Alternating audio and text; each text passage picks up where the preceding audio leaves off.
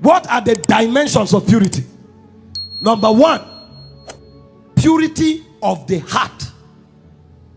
This speaks of inner motives and desires. As a believer, you must ensure at all times that your motives and your desires are right concerning everything you do. See, we are so defied that even the so-called service in the house of God is done with wrong motives. That's why when you move people from one area of service to another, they are offended.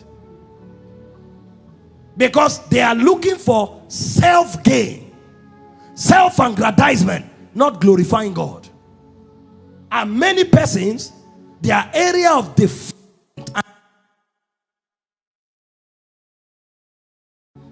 Matthew 5:8, it says, blessed are the pure in heart. It says, for they shall see God. Proverbs 4:3, guard your heart. When you start saying things like this, Satan becomes afraid. Because he knows many giants will rise. This is what stops many persons. He said, I the Lord, I don't see how men see. I see the heart. There are many people today who are fasting every month for 21 days. They are going nowhere. You know why? How can God be using that person and not me? Motive wrong. This was the only thing that stopped Hannah from having a child for many years. What is it about Penina that she has so many children that I don't have? Oh God, madam, forget Penina. Face yourself and your walk with God. The day she turned from the woman and said, Lord, give me a child, I will give him back to you, pregnancy came automatic. Our motives most times are wrong. Why do you want that position? Why do you want to carry out that service? Why do you want to be in that location? Most times, error in motive. That's why fasting, prayer produces no result. It says, guard your heart with all diligence. Proverbs 4:23. He said, out of it are the issues of life. Other translation calls it the boundaries of life. So your possibilities are to the extent that your heart is purified. If your heart is wrong, you will never see it. Some people keep despising those God helps because they are thinking they are better qualified. That's why they never attain it. Their heart towards them is evil. So the first dimension of purity is of the heart. It deals with motives. Listen, check your motives, especially when you want to take actions. If your motives are wrong, stop that action. Go to God. Tell him, help me. Get your motives right before you take any action. Before you waste your time and your resources. Number two dimension of purity is purity of the mind. This speaks about your thought life. Thought life. Any good report, if there be virtue, if there be praise, it said think on those things. Some people's thought life is terrible. They wake up in the morning with thoughts of immorality till they sleep. They wake up with thoughts of treachery, manipulative thoughts before they sleep. In fact, they are so guarded with those thoughts that if you make a mistake in 5 seconds, they are already equipped to swindle you. They are guarded. And when God finds such people, he doesn't just separate himself from them, he destroys them. Genesis, you read it, chapter 6, I think from verse 8 now. It said the thoughts and the imaginations of man was evil continually. And God said, I will no longer strive with man. You must learn how to purify your thoughts through meditation on the word of God. He said, how then shall a young man keep his ways? It said, by taking heed unto thy word. Thy word have I put in my heart, that I should not sin against you. Psalm 119, verse 9 and 11. Purify your thoughts. It said, casting down imaginations and every high standing thing that upholds itself above the knowledge of God. 2 Corinthians 10, from verse 5 to 6. It said, bringing into captivity every thought to the obedience of Christ. Why do you look at that brother and all that comes out of you is lost? Why do you look at that sister and all that comes out of you is lost? Something is wrong with you. Sit on the word, meditate for you to be refined. That's not how men think. Your thoughts should be so purified that even when you see a harlot, instead of lusting, you should pity the person and you should develop a burden to win them. It's possible. That's where God ordained us to live. I'm telling you why we are powerless. It's largely from within us. Number 3, purity of speech or words. Some people are so defied in their communication. Ephesians 4:29. It says, let no corrupt communication proceed out of your mouth. Let no evil communication. Some people enjoy talking vanity. They enjoy talking iniquity. And it's a revelation of the state of their heart. For out of the abundance of the heart, the mouth speaketh. No matter how Satan pushes you to say idle words, evil words, stop yourself. Let nothing unwholesome come out of your mouth.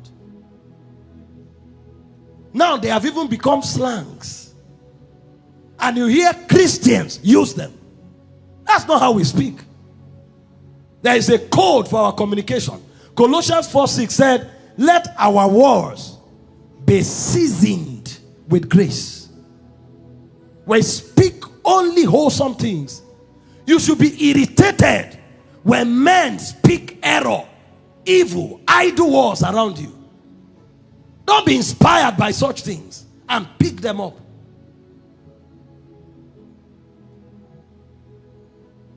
You hear Christians pick words from the gutters, and they'll be using these words, and they don't know that these are instruments of defilement. He choke me. What is that?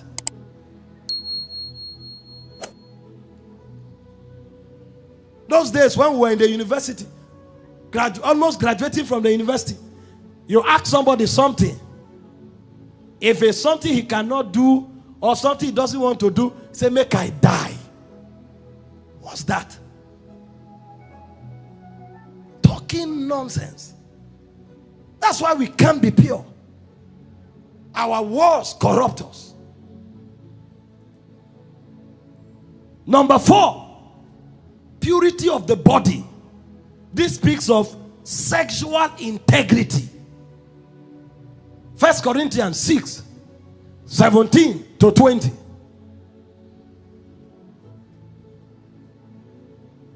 He that is joined to the Lord is one spirit with him. And you think it ends there. No, it doesn't. Flee fornication. Every sin that a man doeth is without the body. But he that committed fornication sinned against the body. What? Know ye not that your body is the temple of the Holy Ghost, which is in you, which you have of God?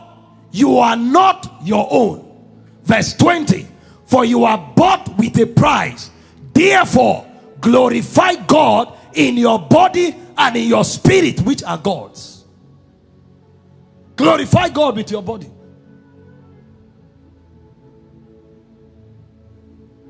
Don't get yourself into everything. Don't touch things.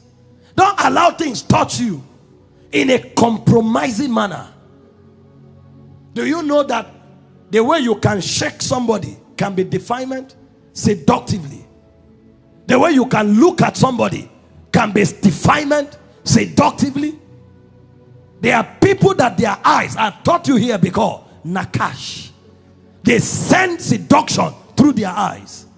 They look at you, roll their eyes, they shake you, hold your hand, squeeze it. These are seduction. Don't let those things.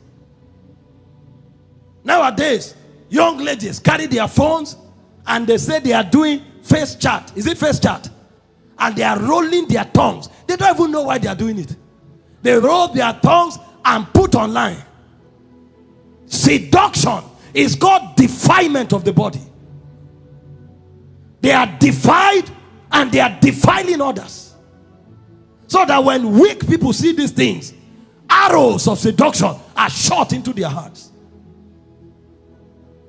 What are you putting your tongue and recording and putting online for? If you are not an agent of the serpent.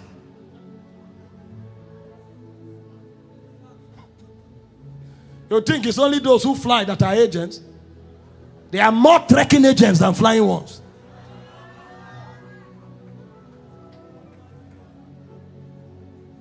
A young man goes to gym. That's a healthy exercise. But if the gymming end with wearing shirt, removing 4 buttons, and putting your chest everywhere, or go and close that chest and get out of the road. We are not living life by the size of chest. Find out our sisters today. They sew clothes, the whole cleavages outside, the whole lap outside, and hypocrites, they'll be trying to cover. What are you covering? Don't you know what you wore? Defiled people trying to defile others. And when you talk, they say, no, it's not works. We are in grace. Which grace? He said, the grace of God that bringeth salvation has appeared to all men, teaching us that denying ungodliness, that we should live soberly, godly in this present world. What grace are you talking about? If any part of your body provokes sexual desires from anybody at any time, and it is not within the context of marriage, your body has been defiled, and you have converted it as an agent of defilement. Number 5, purity of relationships. These are relationships with well-defined boundaries. When relationships lose their boundaries, it has provoked defilement. 1 Timothy 5 verse 2, it says, treat the younger women as sisters. So any conversation, anything you can't do with your blood sister, don't do with a sister in church. Treat the elder women as mothers, the younger women as sisters, with all purity.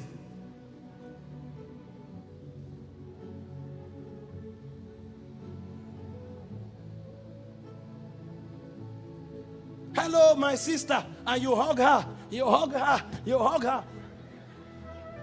When you find such a person, hold his ear and pull him out of the ear. Let him go with his seduction. Shake her. She's not your wife. If you must hug her on the side. Don't grab anybody here and want to break and puncture the person in the name that you are doing brotherly love. The whole body is laden with seduction.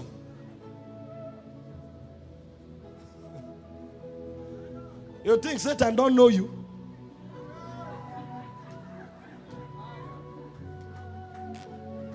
Jokers. Hebrews 12:14 said, follow peace with all men and holiness, without which no eye shall see God. Every Every relationship has a boundary. There's no chat I can chat with anybody that my wife can't see.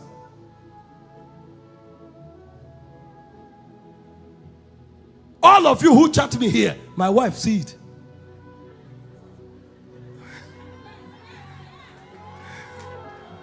If she looks at you like this, it means be careful. If not that my husband was calling you sister, sister, I know where you wanted to go. If you will hide your phone from your wife, something is wrong. You know that you have violated boundaries. There's no conversation you can have with a sister that your wife can't come in.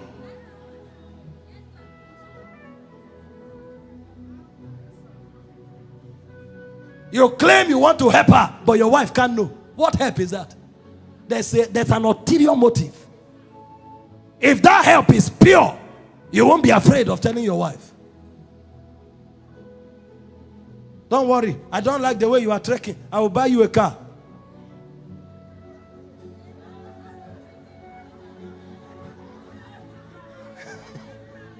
How many people have you bought car for before? And this car you want to buy, how come it's a secret conversation?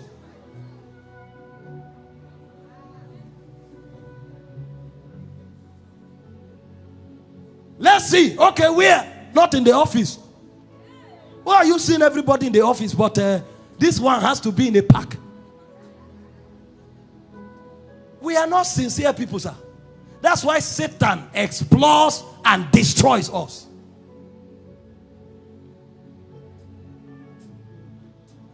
Purity in relationships. Number 6, purity in worship. Jesus said in John 4:24, he said, they that worship the Father must worship him in spirit and in truth. Isaiah 1:11-14, the whole emphasis is to reject fake and impure worship. And you know worship that is not sincere. Everybody is praying. You sat on your chair like this. The moment they gave you mic,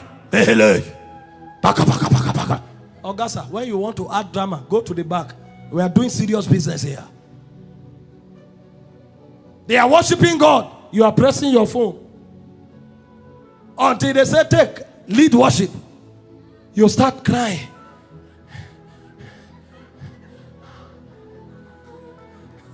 No wonder they call them artists now.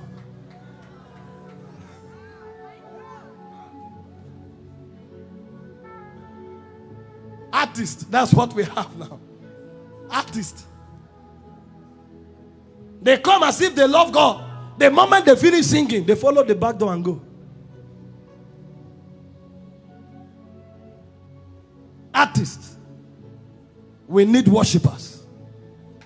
People who fear God. People who reverence God. People who honor God. People who love God. That's what God is checking, not the song you are singing. The song is supposed to ventilate the heart of honor, the heart of reverence, the heart of adoration. So if there's no honor, if there's no reverence, if there's no adoration, that's an echo.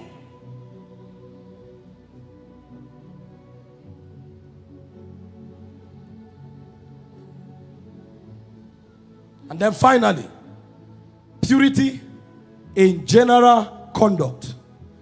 In 1 Peter 1:15 and 16, the Bible told us, but as he which has called you is holy, it says, so be ye holy in all manner of conversation. This is where your conscience comes in as a checker. Your conscience.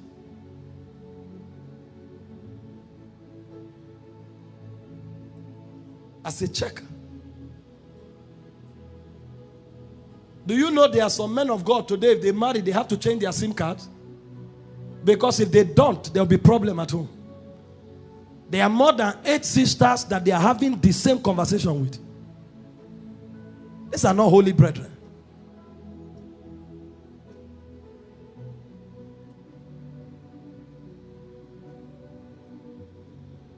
I'm not talking to you as one who has not fallen before. I have fallen. But I didn't lie to myself. So I cry to God anytime I fall to help me rise. So this is not self-righteousness. This is showing you the standard of God. And as you imbibe it, grace will be supplied to help you.